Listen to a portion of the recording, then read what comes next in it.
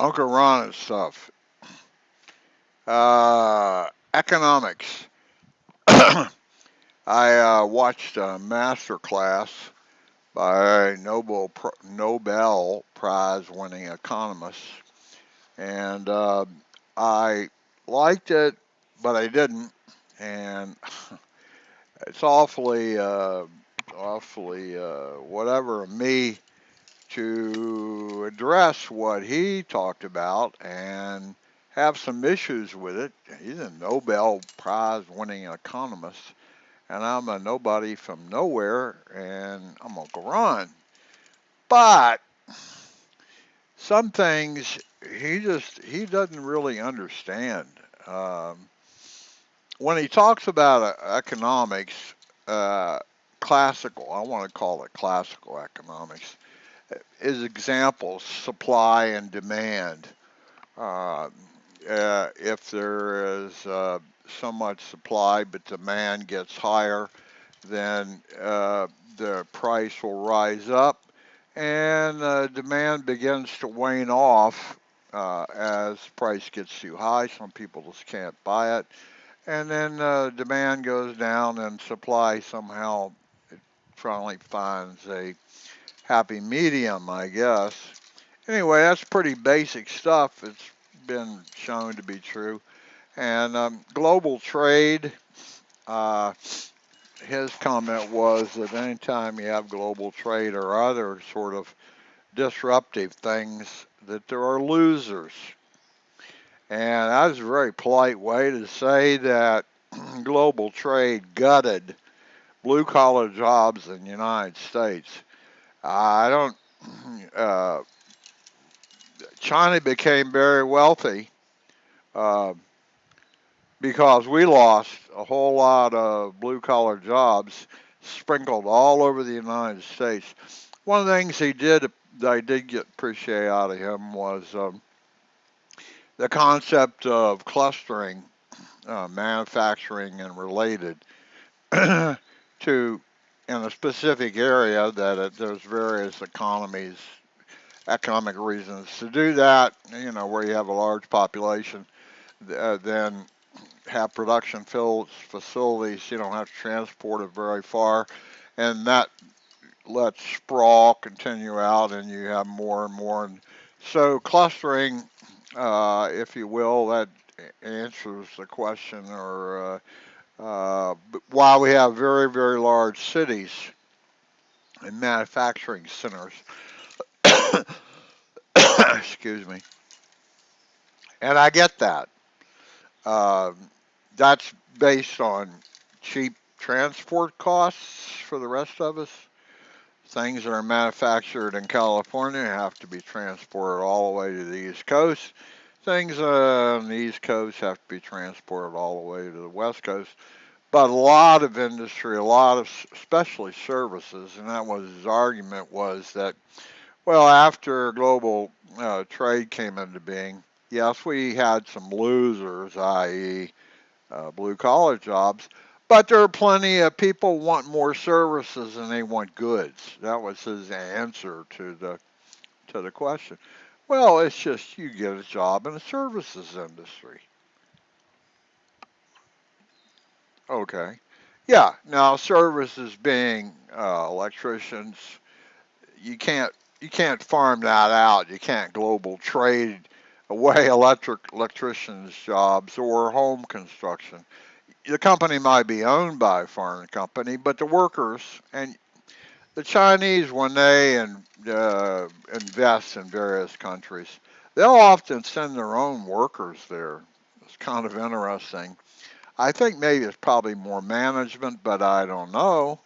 But here in the United States, there was uh, various comments about, well, the Chinese are buying up various buildings and plants and so on. I don't know. I necessarily have a problem with that. Some profits are going back to China, but the labor force is American, and all of the ancillary things like supply chain stuff for various parts that get assembled and used. Those are all they could be imported from China, That's an interesting aspect I like. He did like about China that the Chinese, in fact, have to import chips and various other things to then assemble and export out. So they import a lot of stuff. They don't make everything, and they import it and then they assemble it or add value to it, if there's a term, and they ship it back out. But the main issue I had with him, he talked about classical economics. I don't know, maybe there were 20 lessons involved. They talked about classical economics maybe 5 out of the 20. The more important issue, and I think this is one of the points I'm trying to make, it had to do with, I call it political economics or regulations and laws. We do not live in a free market economy where a company builds a particular product or offers a service, puts it on the market, and consumers buy it or they don't. Uh, that's and they pay whatever wage necessary to have enough workers of the skill sets required to create that product or make that service. However, it gets distorted by federal government and local government, all sorts of government policies and practices and regulations. I'm not opposed to regulation. EPA for sure. The green thing, I think we need a longer term plan for that, but yeah, let's get rid of fossil fuels. Climate change is real. Let's do that. It's just how we go about it and the time frame we go about it can be really disruptive and harmful. I know it's for the greater good, but just like global trade was resulted in losers, the green initiative is going to result in losers. And what do we do about losers? Well, we have a safety net, right? Um, One of the things this particular economist, when he talked about the political side, was we need to raise up the level of the safety net. The other thing he talked about was income taxes, and that's really not a big concern. No, no, income taxes. You could raise income taxes to 90%, and a lot of countries have it that high, and it's just fine. No, he's looking at it just from one point of view, and that is federal income taxes. I would rather see a study done, and I've talked about this before, on any one product or service. Take into account all of the taxes paid somewhere along the line, and you'll see it's a significant component of the ultimate price the consumer pays. Everybody wants to forget that companies and services and management of various activities, they have a profit motive. They're doing it to create a profit. They borrow money from investors, they sell stock, they take that money. If they do it right, they provide a great product or service that then gets sold, and in return, they expect some profit over and above all the costs associated with creation or adding value. Okay, so this guy's talking about federal income taxes, and I say that every time you increase income taxes, it's going to impact the price of goods or services. Who pays taxes? Ultimately, I mean, obviously, income tax is on the individual. Corporation tax. Do they pay income taxes? Yes, they do.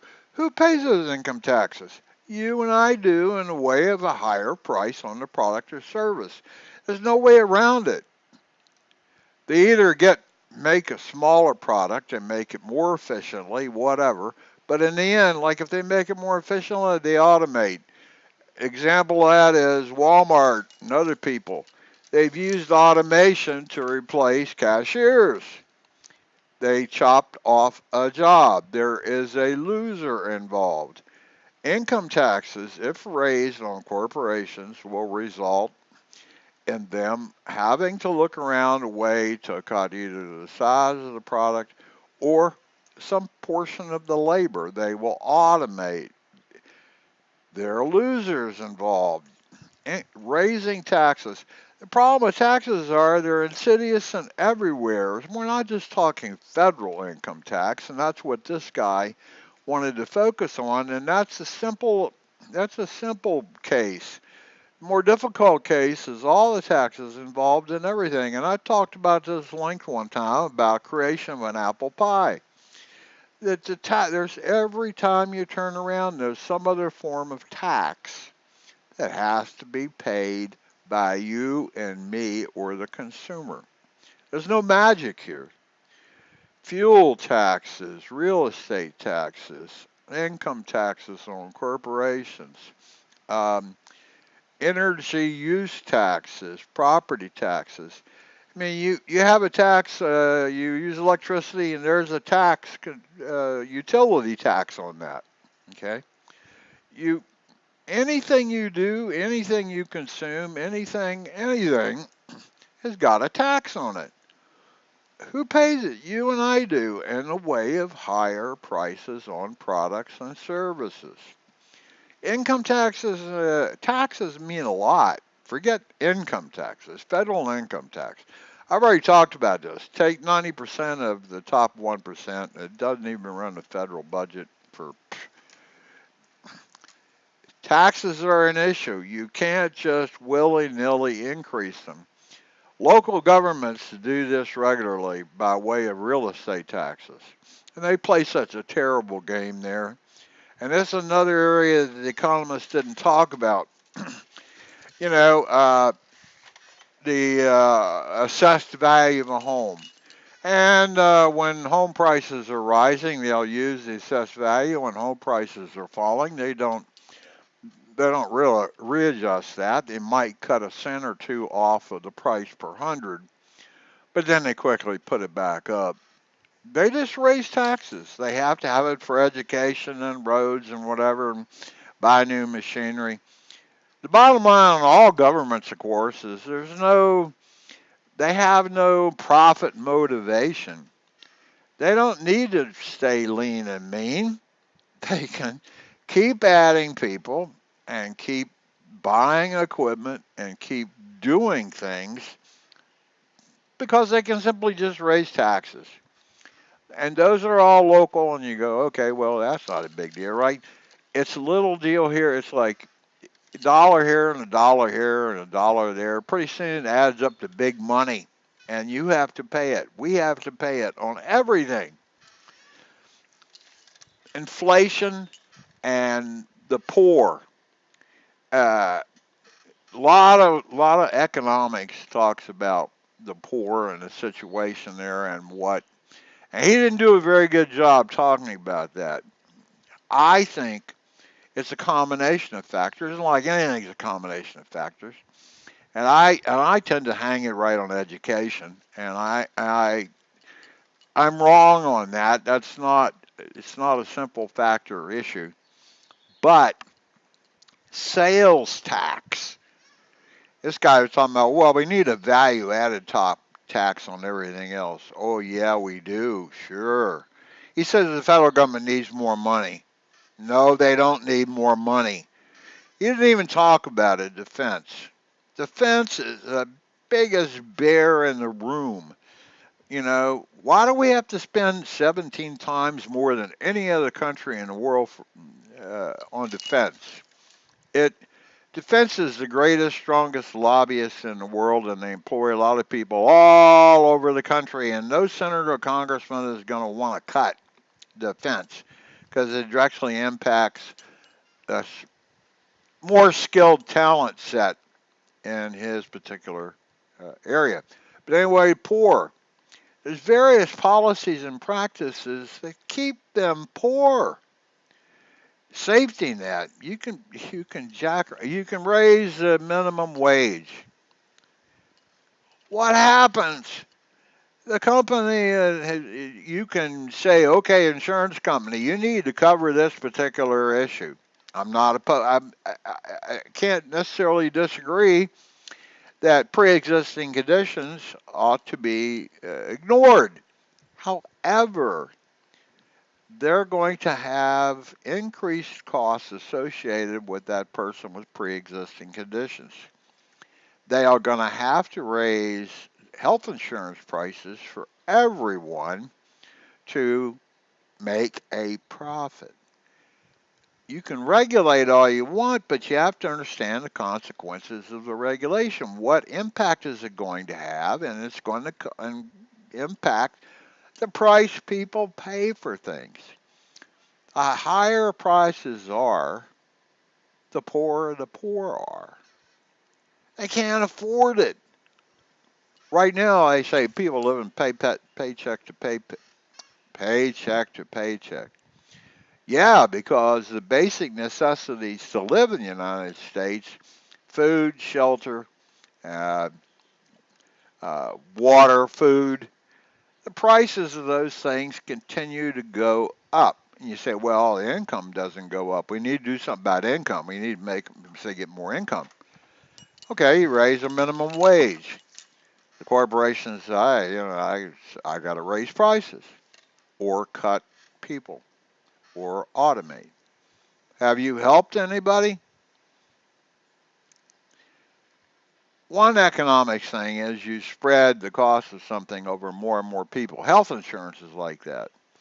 If you mandate that you have to take in people who are less healthy, older people, whatever, then the insurance company uh, either has to recruit young people who hardly ever use health insurance, or you have to raise price of the premiums. The government can come in and say, okay, well, that doesn't work very well, so we'll subsidize part of the premiums. So you become a quasi, the government and free enterprise work together in some sort of mismatch. The economists, the Nobel winning economists, didn't have much to good say about our healthcare system. Of course, his solution is nationalize it. Okay. We do have a broken healthcare system, but he did not go into the reasons it's broken. Now, I agree, one of the major aspects of our healthcare system is it's not a free enterprise system. Like apple pies, there's probably maybe, I don't know, 20, 30, 50, I don't know how many, I mean, even small mom and pop shops, maybe hundreds of people who manufacture or otherwise make apple pies that you can buy. There are also, in some stores, they might have several varieties that have just one, but there's a price associated with those things. And if you had choices, like with bread, you can pick the lower price thing or the more expensive price thing, depending on your ability to pay the price and your desires. Okay, when it comes to health insurance, you don't really go in to the doctor and say, "Well, how much are you charging me for this visit?" Because if it's too much, I might go somewhere else. It's not. It doesn't fall into that free market sort of category. Uh, Healthcare is. You don't think about prices necessarily unless you don't have any insurance. Then you don't go to healthcare providers, and that's part of the problem. And I understand Obamacare and trying to get people who had no health insurance covered by health insurance, and it makes sense to do so. I'm not saying there's a clear direction to fix the healthcare system. It is definitely broken. Part of the broken, what the economists did not um deal with, is in general is an idea of price fixing. Companies cannot get together. Everybody who makes apple pies has a meeting once a year, and they talk about it and say, "Well, look, apple pie demand is up." And whatever. So we'll all agree, because I don't want you cutting my throat. We'll all agree that apple pie costs $10 for 24 ounces. End of story. Everybody's going to charge the same amount. Price fixing. That's illegal under federal law. You can't do that. Well, it isn't. It isn't. I mean, how gasoline tends to all have the same sort of price, although it varies from region to region. But in the case of the healthcare system, the government has done what regular corporations and cannot do. They fix prices. Medicare and Medicaid, every product or services that the healthcare system in America can and does provide has a fixed price associated with it according to Medicare and Medicaid. That's all they're going to pay.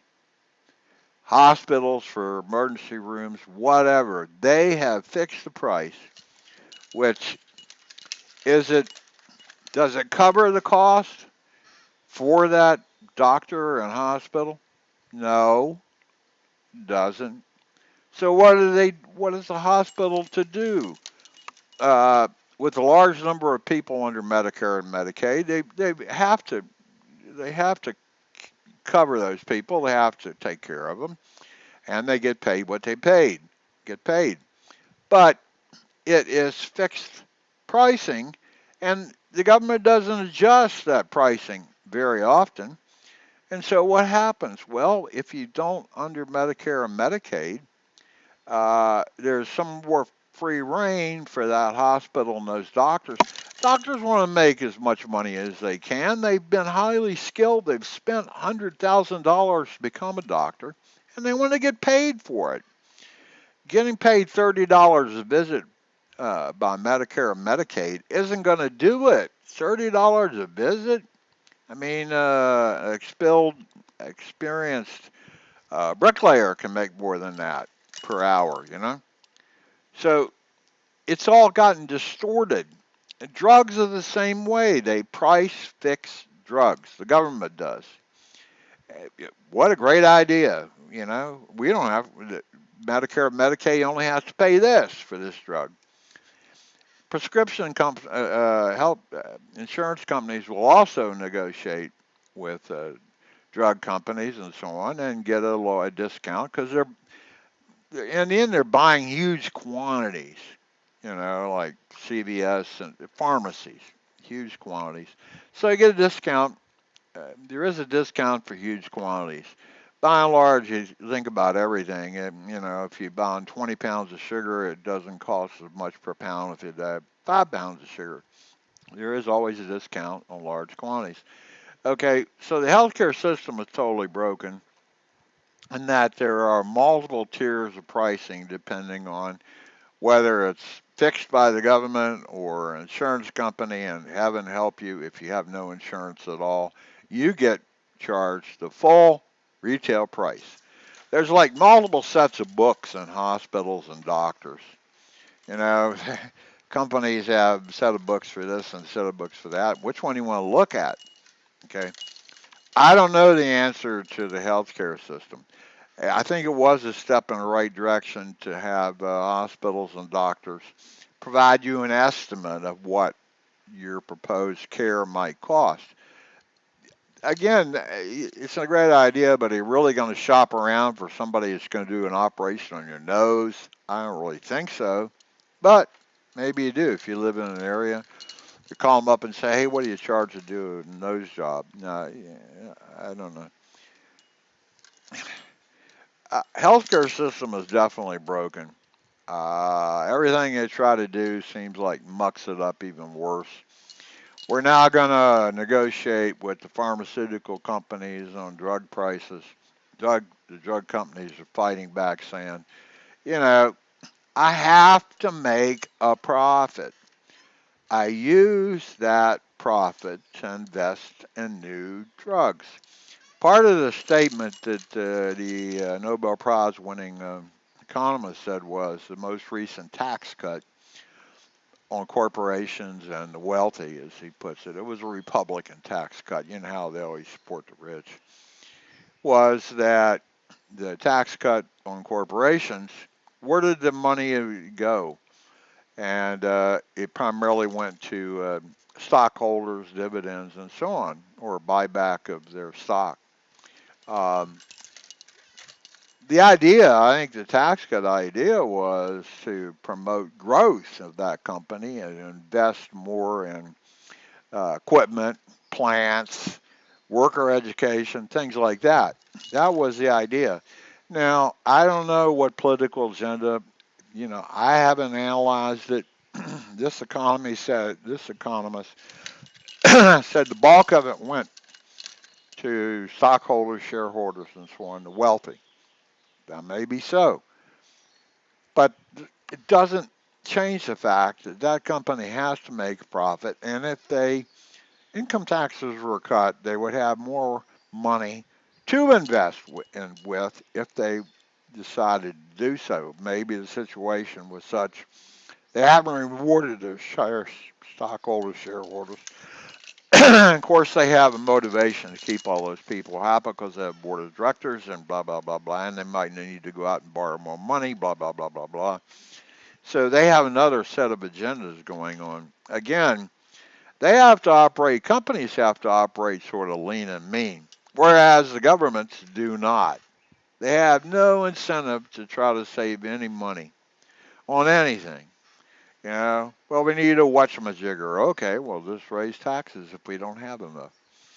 I did see where California, the state of California, is not expecting as much revenue as they thought for their 2024 budget. So they're having to adjust their budget so we only have a $2 billion deficit or something. And the answer was that the pandemic and all those storms in California have delayed the income tax revenue coming into the state. Oh, that's terrible. You know, uh, if you raise, if states raise income taxes, property taxes, sales taxes, utility taxes, all those things that are down at that level, uh, will it have an impact on people living there? In some case, people do move, especially retirees. They all go to Florida. They move out of that high tax state. They can't afford. There was an article today about a lady who grew up in San Francisco, and I think it was a single woman, a mom, and raising her son there. And it's been her home forever, but she can't live there anymore because she can't afford it. That's happened in a lot of areas, like Silicon Valley. You can't afford to live in Silicon Valley. When I was up in Seattle and the surrounding areas, I was listening to the radio there, and they were saying that a lot of the new hires for Amazon or Google or name one of those places, they got hired on for $150,000 or something. Whoopee, things are great. They can't afford to rent an apartment. They're sleeping in their cars.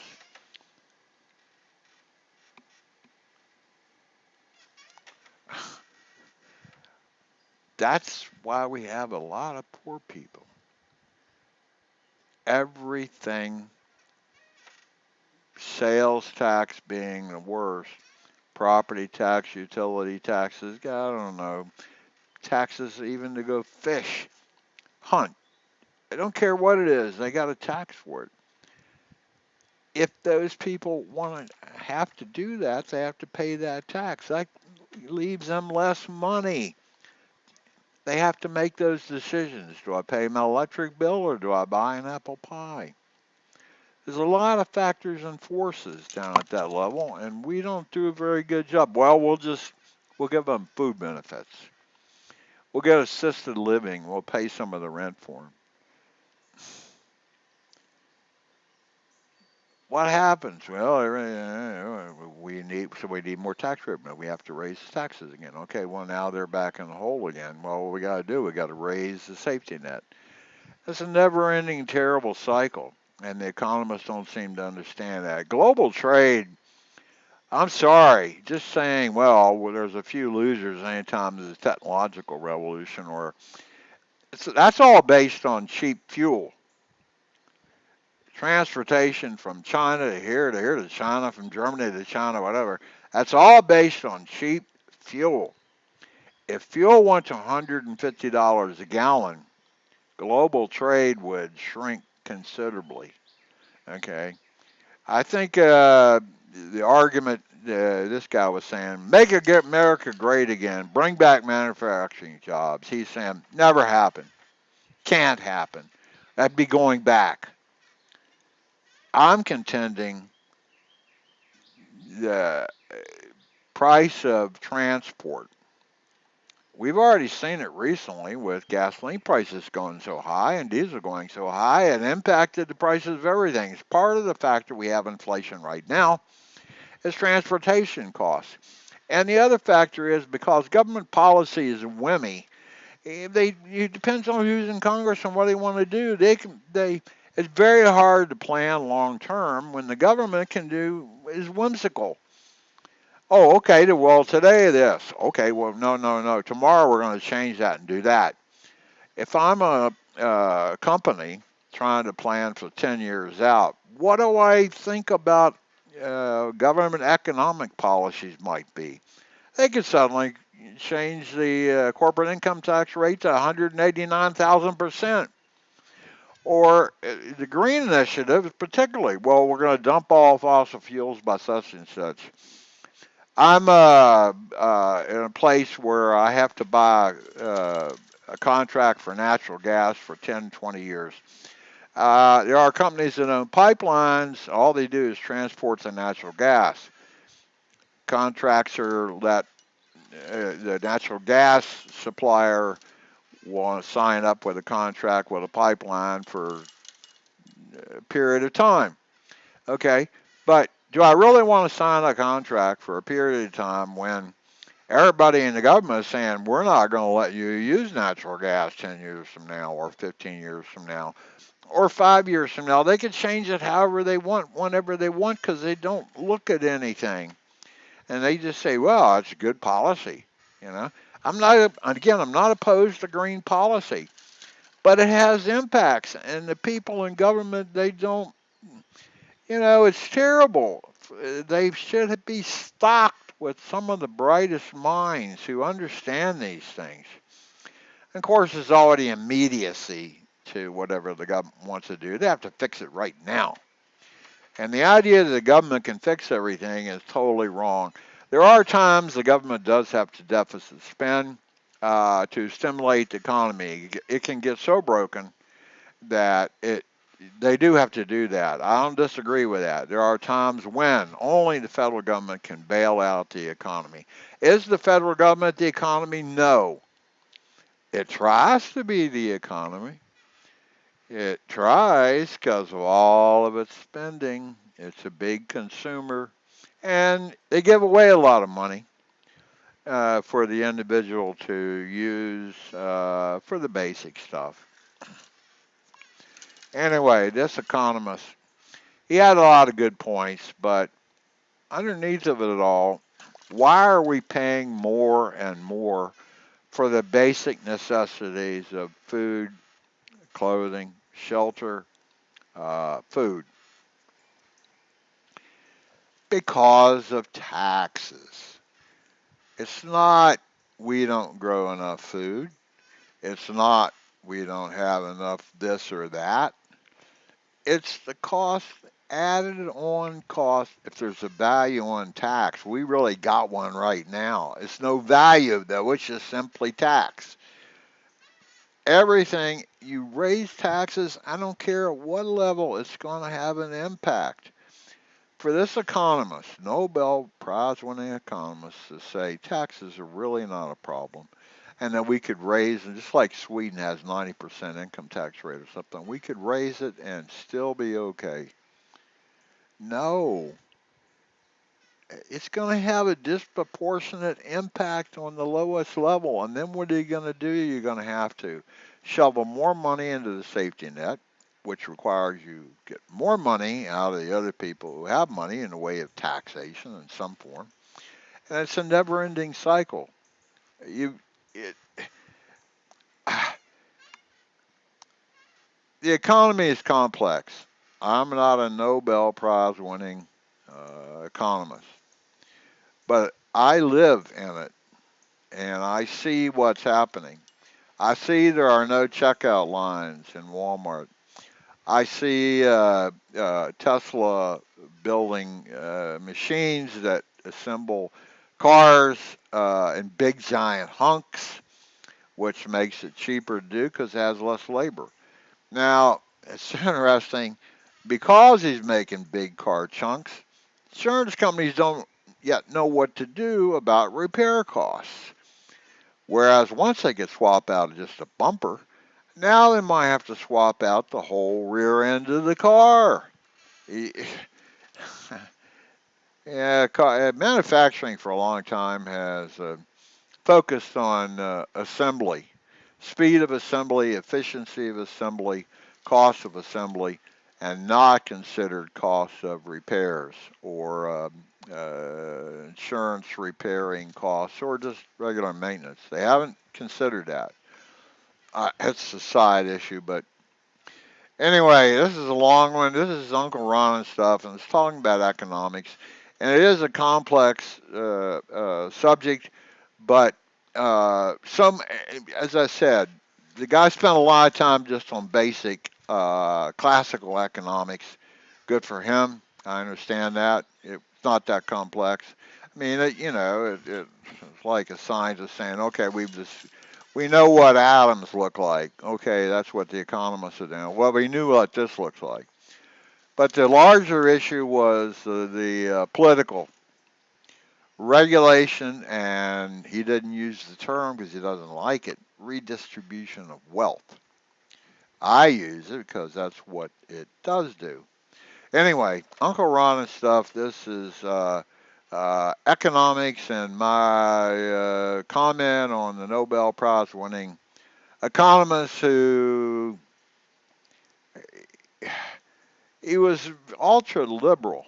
And I'm sorry, he should, if he'd stuck to the middle of the road, if he had talked simply economics, classical economics, and looked at various political actions and what their impact really was, maybe what their intent is one thing, the actual consequences was something else.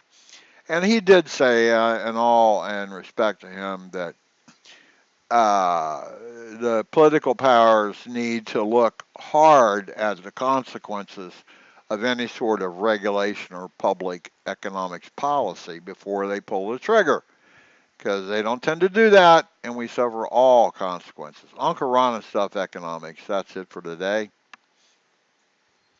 Have a good day.